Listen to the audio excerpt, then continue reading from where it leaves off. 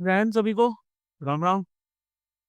नवंबर के weekly current affairs का part 4 हम कवर करने जा रहे हैं। ठीक है, पार्ट नवंबर के करंट अफेयर्स को आज कंक्लूड करते हैं वीडियो फॉर्मेट में। बाकी आप सबको पता है कि पीडीएफ की जो मैगजीन्स वीकली मैगजीन्स आती हैं वो हमने जनवरी के पार्ट 2 या फिर मेरे ख्याल पार्ट 2, हाँ पार्ट 2 तक कवर कर दी, जनवरी 2025 तक। ठीक है, इतने हमारे पीडीएफ फॉर्मेट आ चुके हैं। थोड़ा सा वीडियो में लैग आ रहा है तो भैया वीडियो भी हम कवर कर रहे हैं। अभी आपके पास नवंबर जो है वो कवर हो जाएंगे, एंड देन उसके बाद December, and then January, and then Feb, and so on, वो चलता रहेगा। ठीक है, आगे बढ़ने से पहले यूरो और डिफेंस उस्ताद के बारे में आप जानते हैं। Your trusted Ustad for CDS, CAPF and NDA preparation since 2018। ठीक है भैया, मैंने सीडीएस 6 बार, एफकेट 5 बार निकाला हुआ है, 11 बार एसएसबी दिए हैं, एंड बहुत सारी चीजें हैं। लेकिन देखो भैया, देखो सीधी सी बात है, ऑनगोइंग बैचेस के बारे में बता दूं। बसंतर 2 हमारा सीडीएस वाला बैच चल रहा है। मेरे ख्याल से अब शायद इसमें एनरोल कर सकते हो, अगर पूरे का पूरा टाइम आप देते हो प्रिपरेशन के लिए, तो इस बैच में एनरोल कर सकते हो।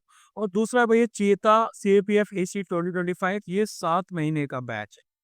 तो इसमें एनरोल करना एडवाइजेबल रहेगा, क्योंकि एफकेट के जाने के बाद आपका सीडीएस आएगा, एंड उसके बाद सीएमपीएफ आएगा, जो कि साल में एक बार ही होता है। ये ईयरली एग्जाम है ना। तो अगर इनरोल करना है तो 8839961158 पर डीएफ कर सकते हैं। अब आ जाते हैं डायरेक्ट अपने वीकली करंट अफेयर्स पे, एक एक करके इनको कवर करेंगे। Global match making platform for industrial decarbonisation launched. ठीक है, United Nations industrial development organisation और क्लाइमेट क्लब, इन दोनों ने मिलके ग्लोबल मैच मेकिंग प्लेटफॉर्म, जिसको जीएमपी कहा जा रहा है, इंडस्ट्रियल टी कार्बोनाइजेशन के लिए COP29 में लॉन्च किया है ना। अब ये जो UNIDO क्या है, ये यूनाइटेड नेशंस की स्पेशलाइज्ड एजेंसी है, जिनको मैंडेट दिया गया है to promote, dynamise and accelerate industrial development. नाम से पता चल रहा है ना, इंडस्ट्रियल डेवलपमेंट के लिए। जबकि क्लाइमेट क्लब एक इंटर गवर्नमेंटल फोरम है, जो कि क्लाइमेट एक्शन को के ऊपर है ना, और इंडस्ट्री डिकार्बोनाइजेशन के ऊपर व्यूज को, बाकी सारी चीजों को ऊपर वर्क करने के लिए बनाया गया है। अब अगर हम जीएमपी की बात करते हैं, है ना, ग्लोबल मैच मेकिंग प्लेटफॉर्म, तो इसको लाया गया है कि इंटरनेशनल क्लाइमेट कोऑपरेशन को बूस्ट किया जा सके, है ना, इसके ऊपर कोऑपरेशन को, पार्टनरशिप को बूस्ट किया जा सके, ताकि जो भी डेवलपिंग और इमर्जिंग कंपनी इकोनॉमीज हैं, वो क्या कर सके, वो आपकी एक लीप ले सके। लीप कहाँ से कहाँ तक ले सके, एक क्लाइमेट फ्रेंडली इंडस्ट्रियल डेवलपमेंट की तरफ। ठीक है, इनके सेक्रेटेरिएट की बात करें तो जीएमपी एक सपोर्ट मैकेनिज्म है क्लाइमेट क्लब का, और सेक्रेटेरिएट UNIDO के द्वारा ही होस्ट किया जाए। अब ये जो टर्म मैंने बताया है इंडस्ट्रियल डीकार्बोनाइजेशन के बारे में, कि भैया इंडस्ट्रियल डीकार्बोनाइजेशन क्या होता है, ठीक है, तो इसका मतलब होता है कि कुछ ऐसी एनर्जी एफिशिएंट और सस्टेनेबल प्रोजेक्ट्स पे फोकस करना, जो कि ओवरऑल इंडस्ट्रीज के कार्बन फुटप्रिंट को रिड्यूस कर देते हैं। ठीक है, अब आगे बात करेंगे trade and economic partnership agreement की तरफ। अभी रिसेंटली क्या हुआ है कि कॉमर्स सेक्रेटरी जो है ना, उन्होंने विजिट किया नॉर्वे को। क्यों विजिट किया है, इन्होंने विजिट किया था for the implementation of trade and economic partnership agreement, India और European free trade organisation EFTA के साथ। अब ये जो EFTA है ना, इसको 1960 में बनाया गया था, इंटर गवर्नमेंटल ऑर्गेनाइजेशन है। इसमें आपकी पर्टिकुलर कुछ कंट्रीज आती है, जैसे कि आइसलैंड आता है। ठीक है, लाइक जो है, ये भी इसके अंदर में आ जाता है। उसके साथ साथ में नॉर्वे, और नॉर्वे के बाद आपका आता है स्विट्जरलैंड। ये जो 4 कंट्रीज हैं, ये EFTA की पार्ट है। ठीक है, ताकि फ्री ट्रेड और इकोनॉमिक इंटीग्रेशन इन कंट्रीज के बीच में बढ़ाया जा सके। अब देखो, ये जो आपका इंडिया है, EFTA का TAPA का मतलब क्या है, trade and economic partnership agreement, TAPA। ये जो साइन किया गया है, इसकी सिग्निफिकेंस क्या, ठीक है, इसका सीधा सा सिग्निफिकेंस आ जाता है कि जो फॉरेन डायरेक्ट इन्वेस्टमेंट्स होते हैं, है ना, उनके स्टॉक को बढ़ाना है, और 1 मिलियन डायरेक्ट जॉब्स इंडिया में अगले 15 सालों में क्रिएट करनी है, इनके साथ पार्टनरशिप करके। एग्रीमेंट में मार्केट एक्सेस बढ़ाई जाएगी, गुड्स से रिलेटेड जो रहेगा, रूल्स जो आपके ओरिजिन वाले रूल्स रहते हैं, उनके ऊपर फोकस किया जाएगा। ट्रेड फैसिलिटेशन होगा, ट्रेड रेमेडीज होंगी, सैनिटरी और साइटोसैनिटरी मेजर। साइटोसैनिटरी जानते हो ना, साइटोसैनिटरी आपके कुछ पर्टिकुलर ऐसे मेजर्स आ जाते हैं जो कंट्रीज एक दूसरे के गुड्स पे लगाती है। जब एक प्रोडक्ट को एक कंट्री से दूसरी कंट्री भेजा जाता है ना, तो वहाँ पर हेल्थ के हजार्ड्स के कुछ मेजर्स लगाए जाते हैं। Technical barriers to trade, market access on services, intellectual property right, IPR, इन सब पे डिस्कशन किया जाए। आगे आते हैं guidelines for identification of post for persons with disabilities. इनको बेसिकली सेंट्रल गवर्नमेंट जो है, सुप्रीम कोर्ट ने इससे पहले कुछ जजमेंट वगैरह दिए थे जो मैंने प्रीवियस करंट अफेयर्स में कवर किए थे। अब सेंटर ने कुछ गाइडलाइंस इशू की हैं। ये गाइडलाइंस किस लिए है? सेंटर ने बोला है कि पर्सन्स विद डिसेबिलिटीज के लिए आप पोस्ट का आइडेंटिफिकेशन कीजिए, है ना। ये किसके अंडर में है? ये है rights of persons with disabilities, PWDs जो है, डिसेबिलिटीज एक्ट 2016 के अंडर। इनका एम है इंक्लूसिविटी मेंटेन करना, यानी कि पर्सन्स विद डिसेबिलिटीज को इंक्लूसिव फील करना चाहिए, शामिल फील करना चाहिए। फेयरनेस, उनको जो है इक्वल अपॉर्चुनिटीज होनी चाहिए, है ना, जस्ट एंड फेयर महसूस होना चाहिए। और इसके साथ साथ यूनिफॉर्मिटी भी होना चाहिए in the employment of persons with disabilities. इसमें की हाइलाइट्स की मैं अगर बात करूं तो सबसे पहले बोला गया है आइडेंटिफिकेशन, पोस्ट का आइडेंटिफिकेशन, है ना, यानी कि एक पीरियडिक रिव्यू किया जाएगा। आइडेंटिफिकेशन होना चाहिए पोस्ट का जो ऐसे इंडिविजुअल्स के लिए सुटेबल हो जिनमें एटलीस्ट 40% डिसेबिलिटी। ठीक है। उसके बाद आते हैं रिजर्व्ड प्रमोशनल पोस्ट्स, यानी कि अगर किसी पोस्ट को उनके लिए सुटेबल माना जाता है ना, तो सारे के सारे सब्सिक्वेंट प्रमोशनल पोस्ट जो हैं उनको पीडब्ल्यूडीज के लिए रिजर्व कर दिया जाएगा। उसके बाद आता है फॉर्मेशन ऑफ कमिटीज, मिनिस्ट्रीज और डिपार्टमेंट कमिटीज बनाएंगे ताकि इसकी सुटेबिलिटी के लिए, पोस्ट जो उनकी सुटेबिलिटी के लिए है, उनको आइडेंटिफाई किया जा सके। आगे बात करते हैं इंटरनेशनल कोऑपरेटिव अलायंस की। तो इंटरनेशनल कोऑपरेटिव अलायंस आईसीए, है ना, ग्लोबल कोऑपरेटिव कॉन्फ्रेंस आपकी इंडिया में ऑर्गेनाइज की जा रही है पहली बार। 130 साल की जो लंबी हिस्ट्री है आईसीए की, उसके अंडर में थीम आ जाता है cooperatives build prosperity for all, जो इंडिया के गवर्नमेंट के सहकार से समृद्धि के साथ में अलाइंड करता है, प्रॉस्पेरिटी थ्रू कोऑपरेशन। आईसीए की बात करें 1895 लंदन में इसका गठन किया गया। ग्लोबल ऑर्गेनाइजेशन है जो कि ऑल ओवर वर्ल्ड के कोऑपरेटिव्स को मिलाती है, जुलाती है, यूनाइट करती है, रिप्रेजेंट करती है। 306 मेंबर ऑर्गेनाइजेशंस हैं, 105 कंट्रीज में फैले हुए हैं। ये एक तरीके से एपेक्स बॉडी आ जाती है कोऑपरेटिव मूवमेंट के लिए, जो ग्लोबल प्लेटफॉर्म उपलब्ध कराती है ताकि कोऑपरेटिव कोलैबोरेट कर सके, नॉलेज एक्सचेंज कर सके और कोऑर्डिनेटेड एक्शन ले सके। आगे बात करेंगे ASEAN India trade in goods agreement. तो रिसेंटली 6th मीटिंग जो है ASEAN India trade in goods agreement यानी कि आईटिगा, ठीक है, ज्वाइंट कमेटी की, वो न्यू दिल्ली में कंडक्ट की गई। अब आईटिगा की बात करें तो ये स्टार्ट हुआ था जनवरी 1 2010 से। अगस्त 2009 में इसको साइन किया गया था, जिससे वर्ल्ड के one of the largest free trade areas south और साउथ ईस्ट एशिया में बने। ठीक है। अब देखो मेंबर्स की बात की जाए तो इंडिया आ ही जाता है।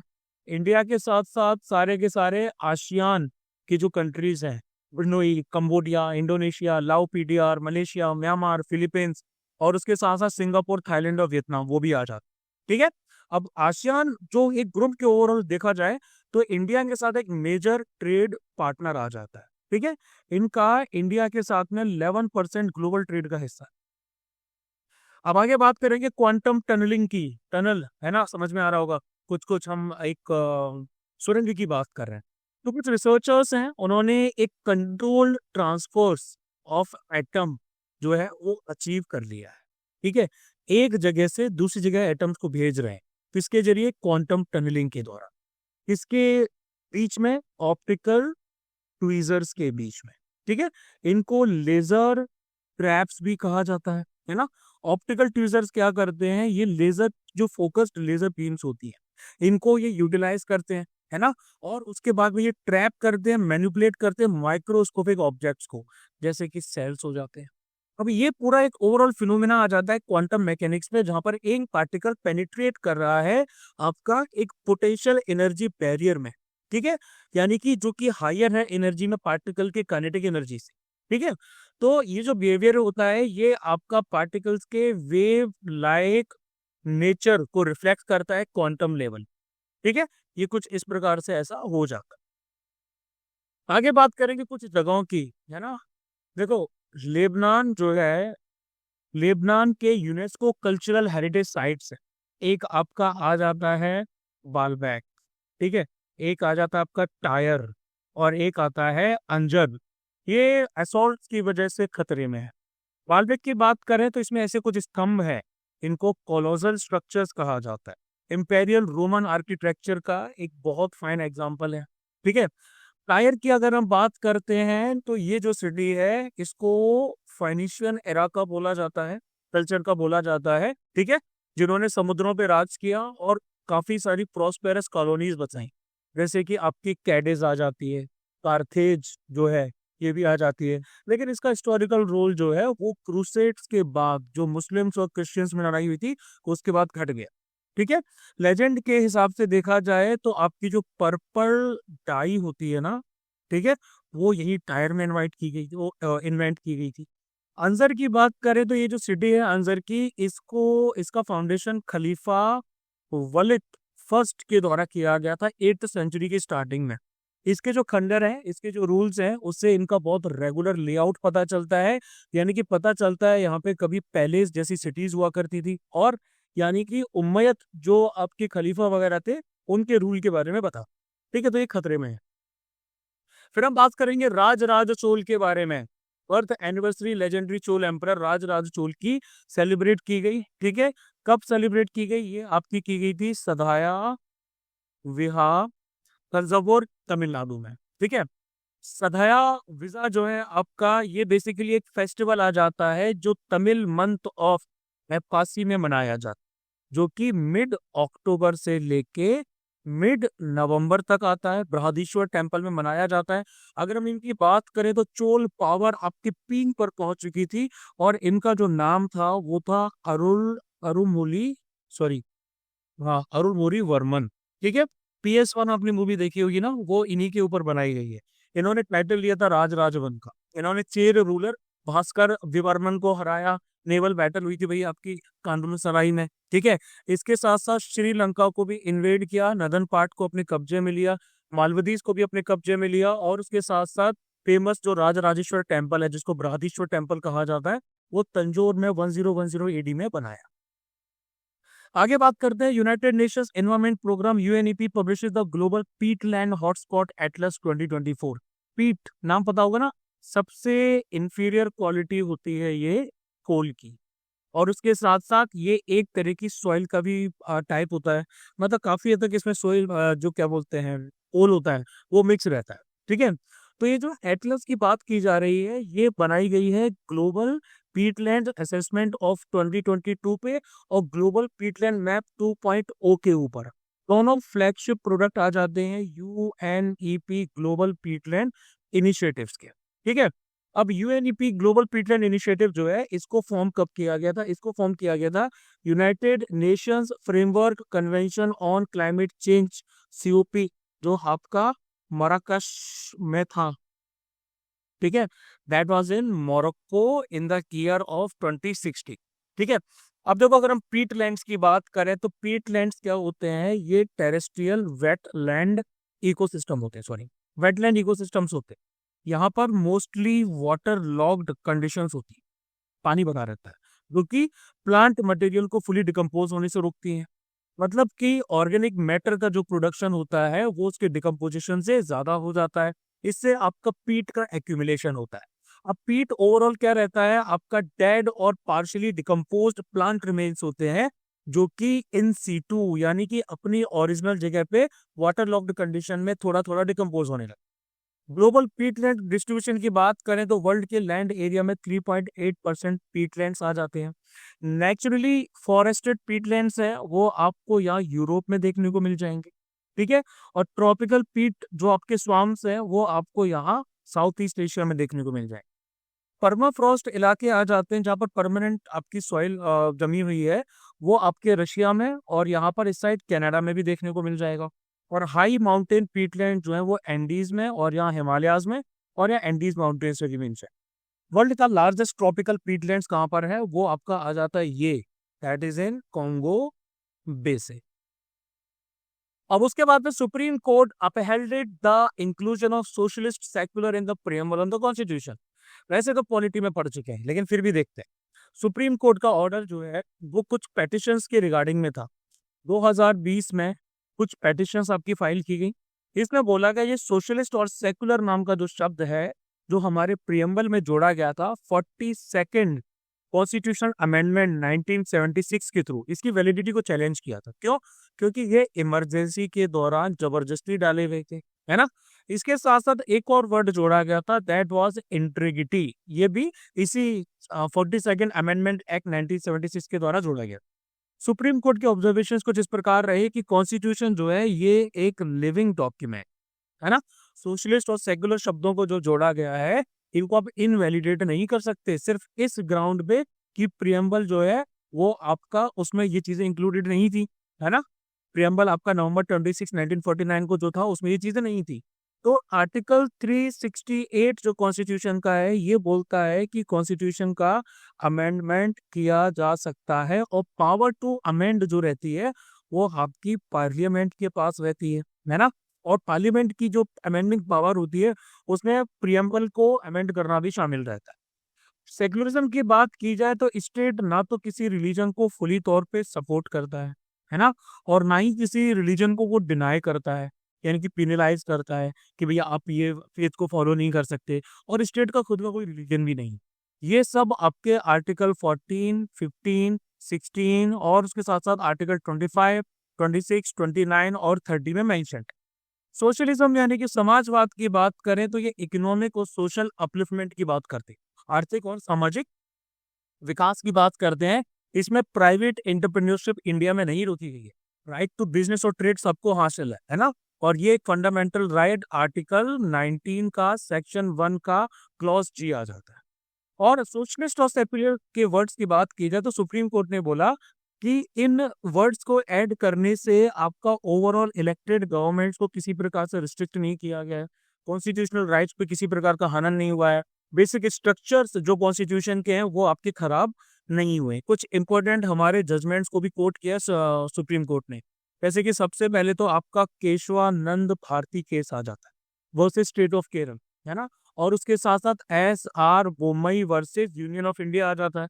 इसमें बोला गया था कि सेक्युलरिज्म बेसिक फीचर है कॉन्स्टिट्यूशन का। उसके बाद एक और केस आता है RC Poudyal versus Union of India. इसमें बोला गया है कि सेक्युलरिज्म हमारे देश के कमिटमेंट को दिखाता है कि सारे फेथ्स के लोगों को इक्वली और बिना किसी डिस्क्रिमिनेशन के ट्रीट करना है। 9 जजों की कॉन्स्टिट्यूशनल बेंच थी।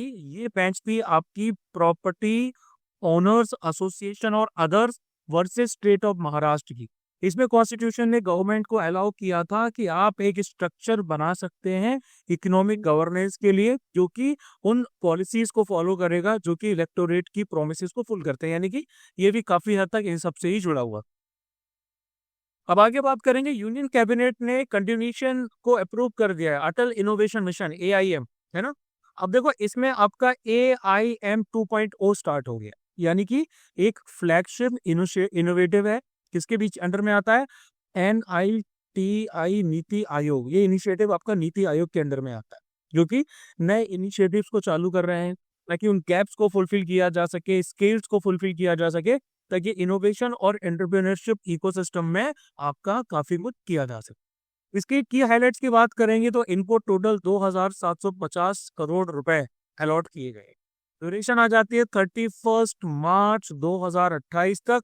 की ऑब्जेक्टिव्स आ जाते हैं इंडिया के इनोवेशन और एंटरप्रेन्योरशिप इकोसिस्टम को 3 तरीकों से मजबूत कर, ठीक है।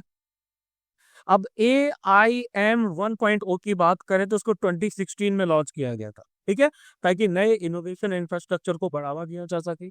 इंडिया का जो नेसेंट इनोवेटिव इकोसिस्टम है जो अभी बढ़ ही रहा था उसको इंप्रूव किया जा सके। कुछ इसमें की कंपोनेंट्स आ जाते हैं जैसे कि अटल टिंकरिंग लैब्स आ जाती, ठीक है, स्कूल लेवल पे 10,000 आपकी ऐसी लैब्स पूरी कंट्री में है। अटल इंक्यूबेशन सेंटर्स आते हैं, ये यूनिवर्सिटीज पे, इंस्टीट्यूशंस पे, कॉर्पोरेट्स पे बनाए जाते हैं। और उसके साथ साथ अटल कम्युनिटी इनोवेशन सेंटर्स बनाए जाते हैं अनसर्व्ड और अनरिजर्व्ड एरियाज के लिए। अटल न्यू इंडिया चैलेंजेस वगैरह भी इसमें आ जाता है। फिर बात करते हैं national mission on natural farming, NMNF ने एक stand alone centrally sponsored scheme के तौर पे इसको लॉन्च किया गया। ये आपकी स्कीम जो है ministry of agriculture and farmer welfare के अंडर में आ जाता। टोटल आउटले है इसका 2481 करोड़ का। और ये को टर्मिनस है किसके किसके साथ साथ ये चलेगी, किसकी रिकमेंडेशंस पे आ रही है, तो 15 फाइनेंस कमीशन 2025-2026। ठीक है। बैकग्राउंड की बात करें, इससे पहले जीरो बजट नेचुरल फार्मिंग का कंसेप्ट आया था, जिसको रिनेम कर दिया गया था भारतीय प्राकृतिक कृषि पद्धति के तौर पे। ठीक है। और इसको एक सब स्कीम बनाया गया था एक ओवरऑल अम्ब्रेला स्कीम में। ये जो अम्ब्रेला स्कीम थी ये कौन सी थी, ये थी आपकी परंपरागत कृषि विकास योजना PKVY 2019 में। ठीक है। और BPKP को जो है NMNF जो है वो रिनेम कर दिया गया था 2023-2024। ओवरऑल इस स्कीम की हाईलाइट की बात करें तो इम्प्लीमेंटेशन 15,000 क्लस्टर्स में किया जाएगा। ऐसी ग्राम पंचायत में जो इच्छुक है इसको लेने की, है ना, 1 करोड़ फार्मर्स तक पहुंचा जाएगा। नेचुरल फार्मिंग इनिशिएट की जाएगी तकरीबन 7 लाख हेक्टेयर एरिया में अगले 2 सालों में। ठीक है। प्रेफरेंस आपके ऐसे एरियाज में दी जाएगी जहां पर farmers already natural farming practice कर रहे हैं। फिर हमारे bio input resource centres BRCs बनाए जाएंगे। ठीक है। 10,000 नीड बेस्ड सेंटर्स के साथ में इंटीग्रेट किया जाएगा ताकि ready to use input farmers को दिए जा सके। ठीक है। अब आगे, अच्छा हाँ, एक पॉइंट मैं भूल गया इसमें बताना कि नेचुरल फार्मिंग होती क्या है। तो देखो, नेचुरल फार्मिंग में आपका केमिकल यूज नहीं किया जाता, केमिकल फ्री रहती है, जो कि जानवर बेस्ड रहती है। जानवर इन मतलब पालतू जानवर, लाइफ स्टॉक बेस्ड फार्मिंग रहती है। इसमें क्रॉप्स का यूज किया जाता है, ट्रीज का यूज किया जाता है और लाइफ स्टॉक का यूज किया जाता है फंक्शनल बायोडाइवर्सिटी के तौर पे। इसके अंदर कुछ आपके की कंपोनेंट्स आ जाते हैं, जैसे कि एक आ जाता है बीज अमृत, यानी कि सीड्स को काउ डंग के साथ, गाय के गोबर के साथ ट्रीट करना है। उसके बाद एक आता है जीव अमृत, यानी कि बायो स्टिमुलेंट के तौर पे ये एक्ट करता है, माइक्रो ऑर्गेनिज्म की एक्टिविटीज को प्रमोट करता है। उसके बाद में आता है मल्चिंग। ठीक है। मल्चिंग में सॉइल सरफेस को कवर किया जाता है लाइव क्रॉप्स के साथ, डेड बायोमास के साथ में। और उसके साथ में आता है वापसा। इसमें अर्थवर्म्स को, केंचुओं को एक्टिवेट किया जाता है सॉइल में वाटर वेपर कंडेंसेशन के लिए। और प्लांट प्रोटेक्शन किया जाता है। इसमें बायोलॉजिकल आपके कॉन्कोशंस वगैरह को स्प्रे किया जाता है फसलों पे, ताकि कीड़े मकोड़े ना लगे, पेस्ट अटैक ना हो। अब आगे बात करेंगे, cabinet approves one nation one subscription scheme, ONOS है ये, विकसित भारत एट द रेट मतलब एट 2047 के साथ लाइन में है ना। एक तो आपका आ जाता है विकसित भारत, मतलब 2047 तक करना है। ठीक है। नेशनल एजुकेशन पॉलिसी 2020 और अनुसंधान नेशनल रिसर्च फाउंडेशन ANRF, इनके गोल्स के साथ अलाइंड है। क्या है इस स्कीम में, ये स्कीम एक सेक्टर स्कीम है, कंट्री वाइड एक्सेस देगी स्कॉलरली रिसर्च आर्टिकल्स का, जर्नल पब्लिकेशंस का एक सिंगल प्लेटफॉर्म पे। अभी क्या है कि अगर आप कॉलेज वगैरह में होंगे तो जर्नल्स वगैरह आपको अगर इंटरनेशनल लेवल के या नेशनल लेवल के पढ़ने होते हैं तो अलग अलग प्लेटफॉर्म पे जाना पड़ता है ना। लेकिन यहाँ पर एक सिंपल, यूजर फ्रेंडली और फुली डिजिटल प्रोसेस के थ्रू आपको अवेलेबल कराया जाएगा। फाइनेंशियल एलोकेशन इसमें 6,000 करोड़ का दिया जा रहा है 2025 से लेके 2027 तक। ठीक है। इम्प्लीमेंटेशन मिनिस्ट्री ऑफ एजुकेशन के द्वारा की जाएगी और इम्प्लीमेंटेशन करवाएंगे डिपार्टमेंट ऑफ हायर एजुकेशन, जो कि एक यूनिफाइड पोर्टल को संचालित करेंगे, one nation one subscription. Institutions को अलाउ करेंगे कि भैया आप जर्नल्स को एक्सेस कर सकते हैं। ठीक है। ANRF जो है ये पीरियडिकली रिव्यू करेगा ONOS के यूसेज को, पब्लिकेशंस को, जो इंडियन ऑथर्स के इन इंस्टीट्यूशंस में। और जो बेनिफिशरीज हैं उसमें हायर एजुकेशनल इंस्टीट्यूशंस आ जाते हैं। ठीक है। जो सेंट्रल या स्टेट गवर्नमेंट के अंडर में है, रिसर्च और डेवलपमेंट इंस्टीट्यूशंस आ जाते हैं, सेंट्रल गवर्नमेंट की R&D इंस्टीट्यूशन, ये सारे आ जाते हैं। एक्सेस आपकी नेशनल सब्सक्रिप्शन के थ्रू प्रोवाइड कराई जाएगी, कोऑर्डिनेट करवाई जाएगी central agency information and library network के द्वारा। ठीक है। जो कि यूजीसी के अंडर में आती है। अब आगे बात करते हैं राइट टू बी फॉरगॉटन के बारे में। तो दिल्ली हाई कोर्ट जो है उन्होंने बोला है कि सर्च इंजिन्स पे लोगों के नाम या कपल्स के जो नाम है उनको मास्क किया जा सकता है, छुपाया जा सकता है। राइट टू फॉरगॉटन जो है इसमें राइट टू रिमूव भी आ जाता है कि भैया हमारे डिजिटल फुटप्रिंट को हटाओ, हमें इंटरनेट से हटाओ, इंटरनेट सर्च वगैरह से। क्यों? क्योंकि ये राइट टू प्राइवेसी का उल्लंघन करता है ना। ये राइट टू प्राइवेसी के अंडर में आ जाता है, जो कि फंडामेंटल राइट है आर्टिकल 21 के अंडर में। कोई स्टेट्यूटरी फ्रेमवर्क नहीं है, अभी कोई कानून वगैरह नहीं है राइट टू बी फॉरगॉटन के अंडर, बस ये जजमेंट है। आगे आते हैं संविधान दिवस 2024 की बात करते हैं। ये आपका मनाया जा रहा है उस दिन पे जब हमारा संविधान एडॉप्ट किया गया था, यानी कि 26 नवंबर 1949। ठीक है। ये 26 जनवरी 1950 को लागू हुआ था। संविधान दिवस जो है 2015 में स्टार्ट किया गया था। 125th birth anniversary year of doctor B R Ambedkar. Doctor B R Ambedkar को father of the Indian constitution के तौर पे भी जाना जाता है, जो चेयरमैन थे drafting committee of the constitution के।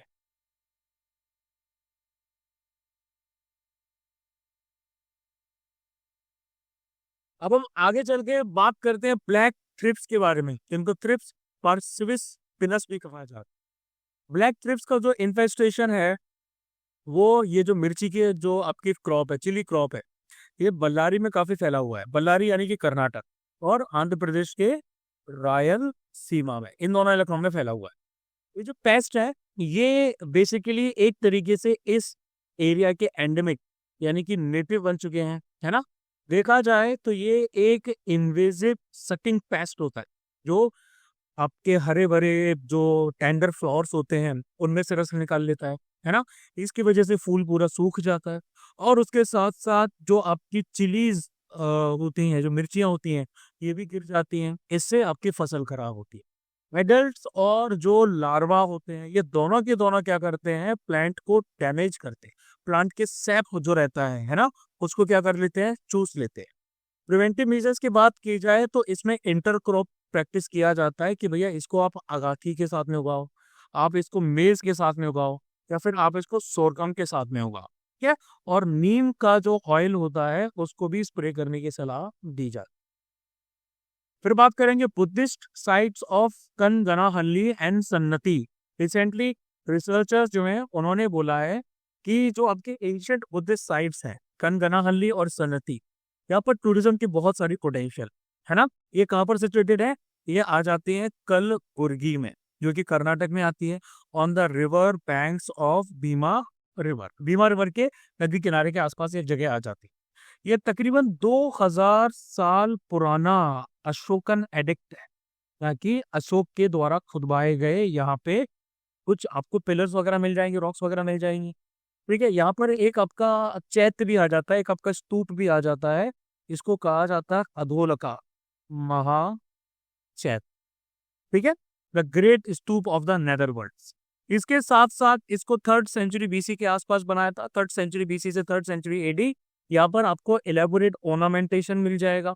इसके साथ साथ में आयक प्लेटफॉर्म्स मिल जाएंगे, सर्कमविलेटरी पाथ मिल जाएगा। यहाँ पर भगवान बुद्ध को दिखाया है, यक्ष जातक की कहानियां, अशोक, शातवाहन मोनार्क, इन सब के बारे में बताया। ठीक है। अशोक के बारे में जो स्कल्पचर है इसको राय अशोक के नाम से यहाँ पर बताया गया है, जो कि ब्राह्मी स्क्रिप्ट में लिखा गया है। ठीक है। The only surviving image of the modern emperor, ये आपका पहले क्वेश्चन भी आ चुका है। ठीक है। यहाँ पर आपकी सम्राट अशोक की एकमात्र जो पिक्चर आपको दिखाई देती है वो यहीं पर आती है, और कहीं उनकी पिक्चर दिखाई नहीं देती। और ये बेसिकली आपकी बिलोंग करती है अमरावती स्कूल ऑफ आर्ट को। फिर हम बात करेंगे रियांग ट्राइब के बारे में। तो रियांग कम्युनिटी के जो मेंबर्स हैं, है ना, जो कि पीवीटीजी में आता है, पर्टिकुलरली वनडेबल ट्राइबल ग्रुप में आता है, उन्होंने बोला है कि हमारी जो लैंग्वेज है कोबरू, उसको रिकॉग्निशन दिया जाए। ठीक है। इंडिया में 75 पीवीटीजीज आ जाते हैं, जिनको थेबर कमीशन की रिकमेंडेशन के बेसिस पे आइडेंटिफाई किया। तो अगर हम रियांग ट्राइब की बात करें तो ये सेकंड लार्जेस्ट ट्राइबल कम्युनिटी आते हैं त्रिपुरा के। ठीक है। और ये बिलोंग करते हैं इंडो मोंगोलॉइड रेस को। ठीक है।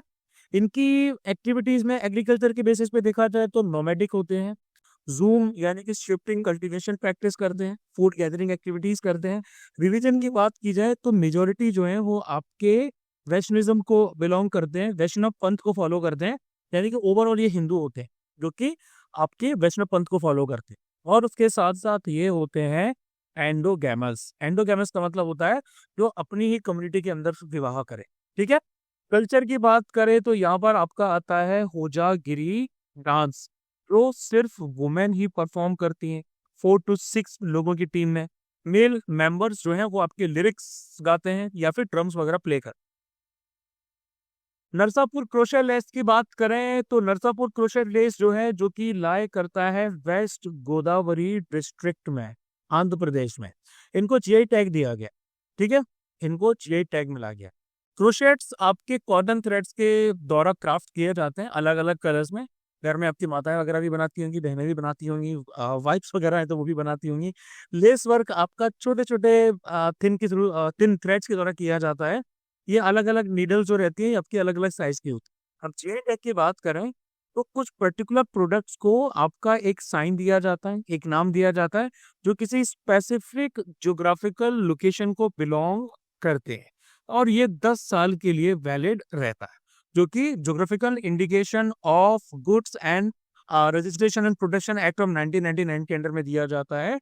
Department for promotion of industry and internal trade, जो कि ministry of commerce and industry के अंडर में आ जाता है, ये नोडल मिनिस्ट्री आ जाती है। फिर हम बात करेंगे Republic of Korea, south Korea, दोनों नाम है इसके, कैपिटल इसकी सियोल में है। तो फाइनल निगोशिएशंस जो है ग्लोबल प्लास्टिक्स ट्रीटी पे, जो कि यूनाइटेड नेशंस एनवायरनमेंट प्रोग्राम के अंडर में आ जाती है, ये साउथ कोरिया के बुसान में हो रही। ये वही जगह है जहाँ पर ज़ॉम्बी अटैक हुआ था, एक मूवी है ना ट्रेन टू बुसान, उसमें। अब इसकी ओवरऑल बात करें तो ये एक ईस्ट एशियन कंट्री आ जाती है जो कि सदर्न कोरियन पेनिनसुला पर है ना। इसकी लोकेशन आ जाती है 38 डिग्री नॉर्थ लैटिट्यूड। ये वो जगह है जहाँ पर ये आपकी नॉर्थ कोरिया से सेपरेटेड होती है। ठीक है। तीन तरफ से देखा जाए तो ये आपका पानी आ जाता है, यानी कि ये एक पेनिनसुला है। ठीक है। एक आपका ईस्ट सी आ जाता है, ईस्ट चाइना सी बोला जाता है इसको बेसिकली, जो कि इसके साउथ में है।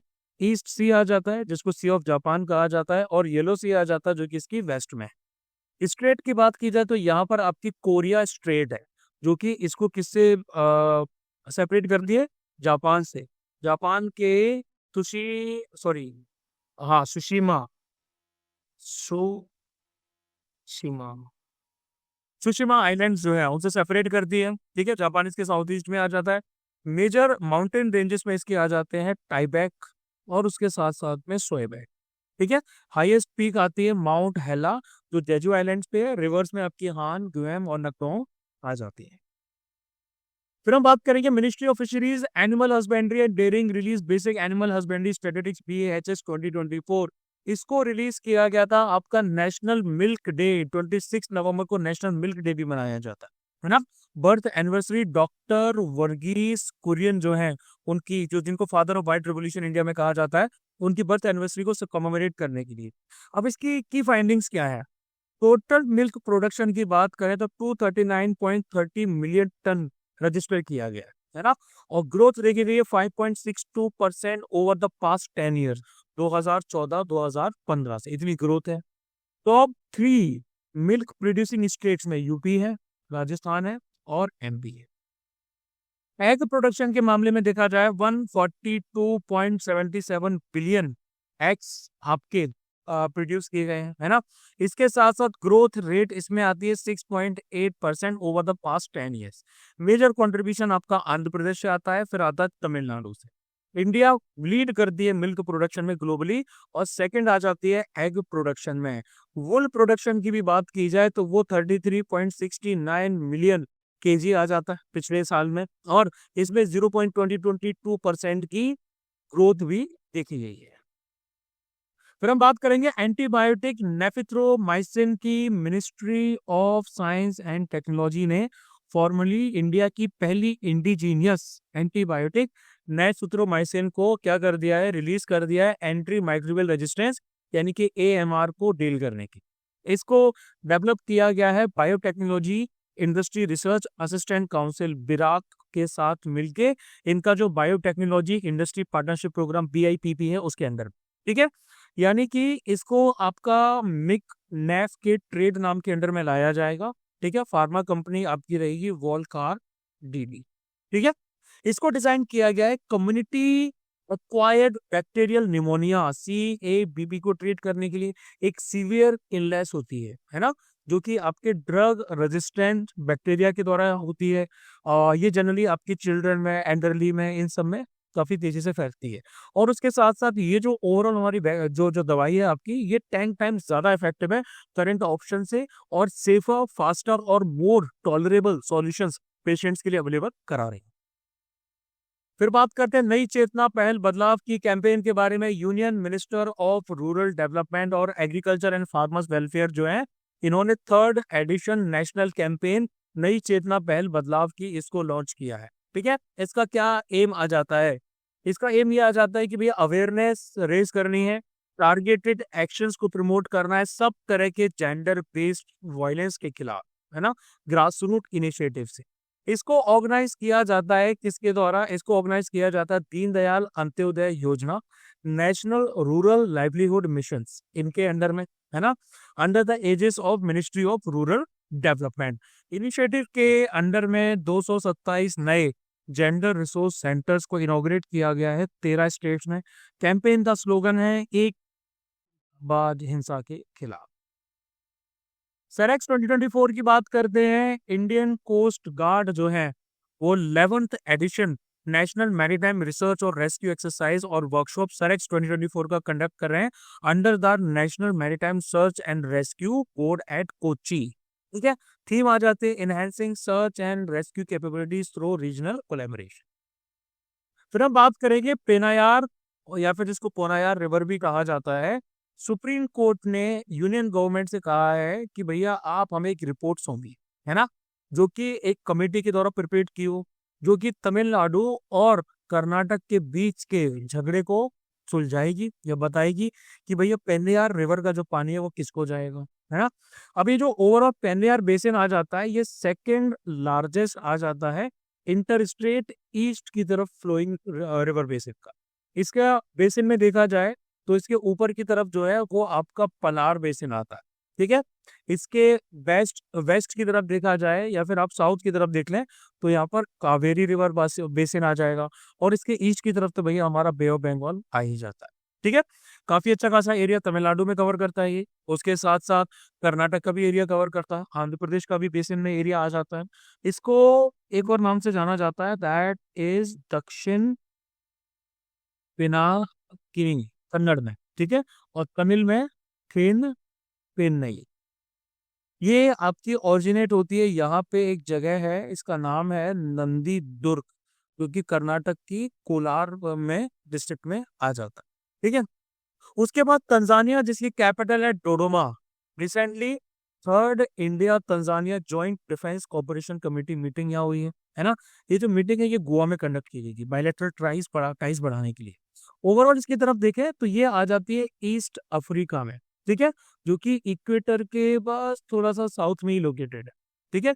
इक्वेटर हमारी ये है, यहाँ से थोड़ा सा साउथ में ही ये लोकेटेड है। बॉर्डरिंग नेशंस की बात करें तो यहाँ पर आपका केन्या आ जाता है, युगांडा आ जाता है जो उसके नॉर्थ में है, डेमोक्रेटिक रिपब्लिक ऑफ कॉन्गो जो है ये इसके वेस्ट में है, और उसके साथ साथ में रवांडा, ये भी इसके वेस्ट में है, ठीक है। और बुरुंडी भी इसके बीच में, सॉरी, बुरुंडी भी इसके वेस्ट में आ जाता है। उसके बाद में जाम्बिया है, मलावी है, मोजाम्बिक है, ये इसके साउथ में आते हैं।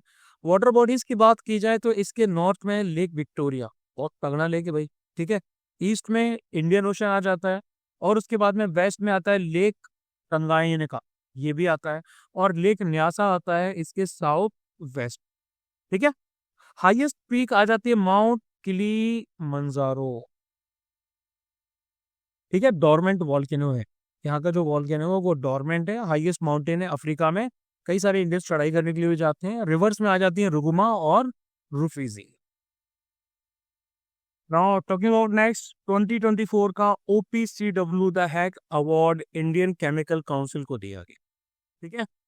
OPCW यानी कि organisation for the prohibition of chemical weapons Hague award acknowledge करता है इंडियन केमिकल काउंसिल के कॉन्ट्रीब्यूशंस को in the field of chemical safety and compliance with the chemical weapon convention. ये पहली बार है जब इस अवार्ड ने केमिकल इंडस्ट्री बॉडी के एफर्ट्स को रिकॉग्नाइज किया है। हैक अवार्ड 2014 में स्टैब्लिश किया गया था। ठीक है, ओपीसीडब्ल्यू के कंट्रीब्यूशंस को ऑनर करने के लिए in the chemical weapons convention goal CWC goals को अचीव करने के लिए। तो भैया ये सीडब्ल्यूसी के गोल्स क्या है ना, ये 1997 में सामने आए थे, फोर्स में आए थे। 193 स्टेट पार्टीज हैं। इंडिया एक ओरिजिनल सिग्नेटरी है। ओरिजिनली इंडिया ने भी भैया यहाँ साइन किया था स्टार्टिंग में ही।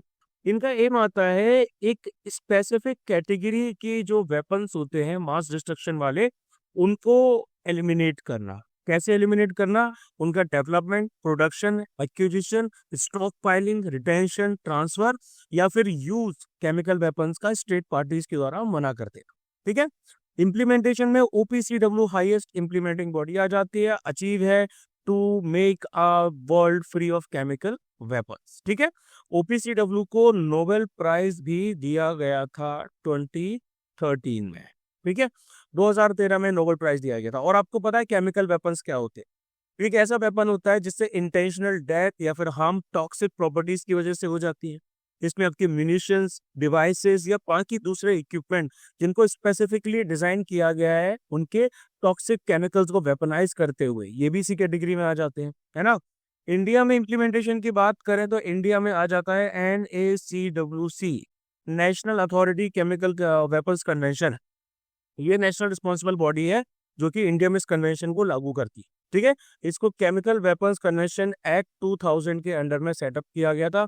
और अगर हम आईसीसी की बात करें, ये जो है ये एपेक्स नेशनल बॉडी आ जाती है जो इंडिया की केमिकल इंडस्ट्री की सारी ब्रांचेस को रिप्रेजेंट करती है। इसमें organic, inorganic chemicals, plastics, petrochemical सब आ जाते हैं। 1938 में इसकी स्थापना की गई थी इंडिया की केमिकल इंडस्ट्री की ग्रोथ को बढ़ाने के लिए। और तकरीबन 80% इंडिया का जो 220 बिलियन केमिकल इंडस्ट्री है उसको ये रिप्रेजेंट करती है। अब आगे बात करेंगे इजराइल और हेजबुल्ला की। लेबनान में इन्होंने एक सीज फायर एग्रीमेंट जो है वो साइन कर लिया है।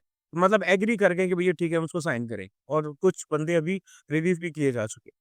इजराइल और लेबनान ने यूएस के द्वारा बैक्ड प्रपोजल है, उसके द्वारा 13 महीने लंबा बॉर्डर कन्फ्लिक्ट जो है, जो पूरा एक ऑल आउट वॉर में तब्दील हो गया था, उसको एक्सेप्ट कर लिया। एग्रीमेंट की बात यह है कि एग्रीमेंट आपका प्रोविजंस ऑफ रेजोल्यूशन 1701 के ऊपर बेस्ड, जो कि UNSC United nation security council ने 2006 में पास किया था। आईडीएफ यानी कि इजराइल डिफेंस फोर्सेस आपकी ये जो ब्लू लाइन दिख रही है ना, ये ब्लू लाइन से क्या करेगी? विड्रॉ करेगी, पीछे की तरफ जाएगी। ठीक है, 16 डेज के अंदर। ब्लू लाइन 2000 में यूनाइटेड नेशंस के द्वारा ही सेटअप की गई थी। इसको मैंने ऑलरेडी बहुत करंट अफेयर्स में कवर किया जा चुका है ना। ये इजराइल और लेबनान के बीच में एक डिफेक्टो बॉर्डर के तौर पे एक्ट करता है। ठीक है, इसके साथ साथ हेजबोला क्या करेगा? वो आपका सारे के सारे फाइटर्स और वेपन को लिटानी रिवर से साउथ से यहाँ से ऊपर की तरफ ले जाएगा, विड्रॉ करेगा। ठीक है, लेबनान की स्पेसिफिक बात की जाए तो लेबनीज आर्मी जो है और United Nations interim force Lebanon में, इसको यूनिफिल कहा जाता है। ये यूनिफिल जोन है। ठीक है, इनको यूनिफिल कहा जाता है। ये आईडीएफ को और हेजबोला को साउथ लेबनान में रिप्लेस करेंगे। ठीक है, कोई फॉरेन फोर्सेस या सप्लाई ऑफ आर्म्स बिना गवर्नमेंट की कंसेंट के नहीं आ पाई। अब ये जो रेजोल्यूशन 1701 है, ये क्या है? यूएनएससी रेजोल्यूशन, जिसने इजराइल और हेजबोला वॉर ऑफ 2006 खत्म किया था। ठीक है, कि सिर्फ armed groups in the area south of Lebanon Litani river should be the Lebanese army. कि भैया यहाँ पर जो आर्म्ड ग्रुप रहेंगे उसमें आपके लेबनीज आर्मी रहेगी और United Nations peace keeping force रहेंगे। United Nations interim force in Lebanon, जिसको यूनिफिल कहा जाता। उसके बाद में यूनियन गवर्नमेंट ने नोटिफाइड किया है second phase of PME drive इसकी, है ना। यानी कि union ministry of heavy industries, इन्होंने नोटिफाइड किया है कुछ मॉडिफिकेशंस किए जा रहे हैं prime minister electric drive revolution in innovative vehicle enhancement, यानी कि पीएमई ड्राइव। ठीक है, जिसके द्वारा आपका क्या बोलते हैं L5 कैटेगरी जो रहती है इलेक्ट्रिक थ्री व्हीकल्स की, इनको बेनिफिट्स दिए जाएंगे। देखो मैं सबसे पहले इंसेंटिव्स की बात करता हूँ, ये एग्जाम में कभी भी पूछे जा सकते हैं। ठीक है, अप्रैल 1 2024 से लेके नवंबर 7 2024 तक क्या था, 5,000 किलो रुपए पर किलोवाट, ये हर व्हीकल के लिए था, जिसमें मैक्सिमम उसको 50,000 रुपए की छूट दी जा सकती है। ठीक है, उसके बाद नवंबर 8 से 2024 से लेके March 31 2026 तक क्या कर दिया गया है, 2,500 रुपए किलोवाट के हिसाब से ये 25,000 पर व्हीकल के लिए कर दी गई है ना। मैक्सिमम एक्स फैक्ट्री प्राइस जो इंसेंटिव लेने के लिए चाहिए होगी वो 5 लाख रहेगी। ठीक, और फंड एलोकेशन टोटल जो है वो है 715 करोड़ का। देखो भैया ये जो स्कीम है, इसके जरिए ईवीज को अडॉप्ट करने के लिए लोगों को इनकरेज किया जा रहा है ना, इंसेंटिव्स दिए जा रहे हैं कि आप इनको खरीदोगे, इसके साथ साथ आप जो चार्जिंग इंफ्रास्ट्रक्चर इनके लिए लगाओगे तो उसमें आपको छूट मिलेगी, बाद में नहीं मिलेगी। अभी सरकार इनकरेज कर रही है ना, तो आपको बहुत तरह की छूटें दे रही है। टाइम पीरियड 2024 से लेके 2026 तक आ जाता है। ये सपोर्ट किसको कर रहा है, ये सपोर्ट कर रहे हैं इलेक्ट्रिकल टू व्हीलर्स को, है ना, इलेक्ट्रिकल जो आपके थ्री व्हीलर्स आते हैं इनको भी सपोर्ट किया जा रहा है। ई बसेस जो हैं, है ना, ई बसेस, ई ट्रक्स और ई एम्बुलेंसेस वगैरह, इनमें ये भी शामिल आ जाता है। ठीक है, और इसमें फास्ट चार्जेस लगाए जाएंगे इलेक्ट्रिकल फोर व्हीलर्स के लिए, ई बसेस के लिए, टू व्हीलर्स के लिए, थ्री व्हीलर्स के लिए। नोडल मिनिस्ट्री तो भैया मिनिस्ट्री ऑफ हैवी इंडस्ट्रीज आ जाती है। तीन कंपोनेंट्स आ जाते हैं इसके, इसमें सब्सिडीज दी जाती हैं, ग्रांट्स दिए जाते हैं और बाकी सारी चीजें आ जाती हैं। आगे बात करते हैं ओपेक प्लस के बारे में। ऑयल प्राइसेस आपकी बढ़ती चली जा रही हैं। ठीक है, Brent crude and West Texas intermediate crude, ठीक है, इनको WTI कहा जाता है।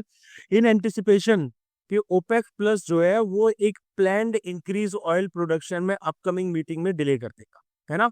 2016 में जो आपका ओपेक आ जाती है ना, organisation of the petroleum exporting countries, इन्होंने 10 एडिशनल पार्टीज के साथ में एग्रीमेंट किया, ऑयल प्रोड्यूसिंग कंट्रीज के साथ में किया, और इसको नाम दे दिया ओपेक प्लस। ठीक है, अब ओपेक की बात की जाए तो ये परमानेंट इंटर गवर्नमेंटल ऑर्गेनाइजेशन है पारा ऑयल एक्सपोर्टिंग डेवलपिंग नेशंस का। सबसे ये जितने भी नाम दे रखे ना, ये सारे के सारे वो नेशंस है। ठीक है, इसमें 1960 में इसको बनाया गया था Iraq, Iran, Kuwait, Saudi Arabia, Venezuela. बाकी के फिर मेंबर्स में आपके अल्जीरिया, कॉन्गो, इक्वेटोरियल गिना, गेबोन, लिबिया, नाइजीरिया और यूएई वगैरह आ जाते हैं। अब इसके साथ साथ ओपेक प्लस में कौन कौन है, ओपेक प्लस में आपका रशिया भी है, ठीक है, अजरबैजान है, बहरीन है, ब्रुनेई है, कजाकिस्तान है, मैक्सिको है, मलेशिया है, ओमान है, साउथ सूडान है और सूडान है। फिर हम बात करेंगे सबल 20 लॉजिस्टिक्स ड्रोन्स की। तो इंड्योर एयर सिस्टम, ठीक है, इंड्योर एयर सिस्टम एक प्राइवेट ड्रोन मैन्युफैक्चरर है। उन्होंने इनोवेटिव सबल 20 लॉजिस्टिक्स ड्रोन इंडियन आर्मी को प्रोवाइड कराए हैं, जो कि वो ईस्टर्न सेक्टर्स में सेक्टर में क्या कर सकते हैं, डिप्लॉय कर सकते हैं। Advanced electric unmanned aerial vehicle है, यूएवी की कैटेगरी में आता है, जिसको एरियल लॉजिस्टिक्स के लिए डिजाइन किया है। 20 kg तक की सप्लाई ये लॉन्ग डिस्टेंस तक कैरी करके ले जा सकते है ना। इसकी जो टैंडम रोटर है और वेरिएबल पिच टेक्नोलॉजी है, लाइक ये चिनूक हेलीकॉप्टर की तरह वर्क करती है, जो कि इसको स्टेबिलिटी देती है, हाई एल्टीट्यूड परफॉर्मेंस मेंटेन करती है और टर्बुलेंस बहुत कम करती है। इससे ये रगिड टेरेन में आराम से फ्लाई कर सकता है। ठीक है, इसके अंदर VTOL टेक्नोलॉजी है, vertical take off and landing technology है, लो RPM डिजाइन है, स्टेल्थ के लिए आवाज कम आती है, सेंसिटिव मिलिट्री ऑपरेशंस की। आगे बात कर देंगे नेशनल सिक्योरिटी गार्ड की। तो union ministry of home affairs यानी कि MHA, उन्होंने permanent NSG hub Jammu city में स्टैब्लिश कर दिया, ठीक है, ताकि मेजर टेरर अटैक्स को तुरंत जवाब दिया जा सके, काउंटर किया जा सके। इसको बेसिकली क्रिएट किया गया था नेशनल सिक्योरिटी गार्ड एक्ट 1986 के अंडर में। Federal contingency world class zero error force है, जो एंटी टेररिस्ट एक्टिविटीज के साथ सब मैनिफेस्टेशन में, सब स्वरूपों में लड़ाई करती है ना। स्पेसिफिक सिचुएशंस के साथ डील कर सकते हैं। एक्सेप्शनल केसेस में ही इनको यूज किया जाता है to prevent major terrorist attacks. इसको आपका SAS के बेसिस पे बनाया था, जो कि यूनाइटेड स्टेट्स की है, सॉरी यूके की है, और GSG 9 जो आपकी जर्मनी की है। ठीक है। एडमिनिस्ट्रेटिव और ऑपरेशनल कंट्रोल की बात करें तो मिनिस्ट्री ऑफ होम अफेयर्स के अंडर में ही रहता है। उसके बाद बात करेंगे नेटवर्क रेडीनेस इंडेक्स 2024 की। तो 2024 का एडिशन नेटवर्क रेडीनेस इंडेक्स का ऑफिशियली लॉन्च किया जा चुका है। थीम है building a digital tomorrow, public private investments and global collaboration for digital readiness. ठीक है। इंडिया की 11 रैंक्स बढ़ चुकी है, यानी कि 49th पोजीशन है 2024 में। ठीक है। ये रिपोर्ट बेसिकली 133 इकोनॉमीज में देखती है, नेटवर्क बेस्ड रेडीनेस को देखती है। ठीक है। ये 4 की पिलर्स पे बेस्ड होते हैं, technology, people, governance and impact. इसको को पब्लिश किया जाता है Portulans institute and Said business school, university of Oxford के बाद। फिर हम बात करेंगे गुरु तेग बहादुर जी की। उनका जो शहीदी दिवस है, मार्टियम डे है, वो मनाया गया November 24। अमृतसर पंजाब में जन्म हुआ। He was the 9th Sikh Guru, great warrior, spiritual personality and मातृभूमि को प्यार करने वाला। उन्होंने यूनिवर्सल ब्रदरहुड और रिलीजियस फ्रीडम का नारा दिया।